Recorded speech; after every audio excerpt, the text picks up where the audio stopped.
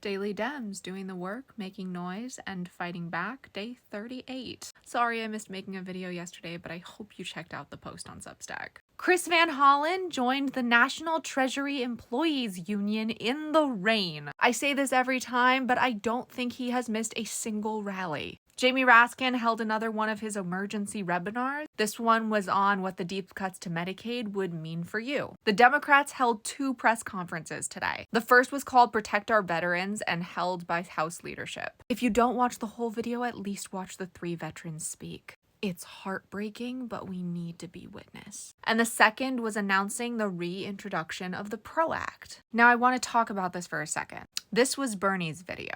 It has almost 30,000 views, and the majority of the comments are glowing. This is Schumer's post, and the majority of comments are scathing. And this is Schumer's post on Blue Sky, and the person that commented that he should literally do exactly what he's doing. And this is that same video from the Senate Dems. It doesn't even have 300 views. It's not that Bernie is the only one doing something. It's that no one pays attention when it's anyone else. That's why I have this series. The admin is apparently rethinking their Guantanamo Bay plan. Now, I don't have any proof of this, but Senator Jon Ossoff is leading the Guantanamo Bay opposition plan, along with Van Hollen, Chris Coons, and Brian Schatz. I don't think the administration would be doing this on their own. And it's not like Jon Ossoff didn't just get the administration to resume funding the HBCU Agriculture Scholarship. So it's not a leap to think they have something to do with this. Rep. Sean Casten wrote a letter to Jeff Bezos asking for specifics about the new Washington Post op-ed policy. He won't get a response, but this is glorious, and I hope it gets published in every other newspaper. And finally, later in the month, Virginia Senator Tim Kaine will force a vote on a resolution condemning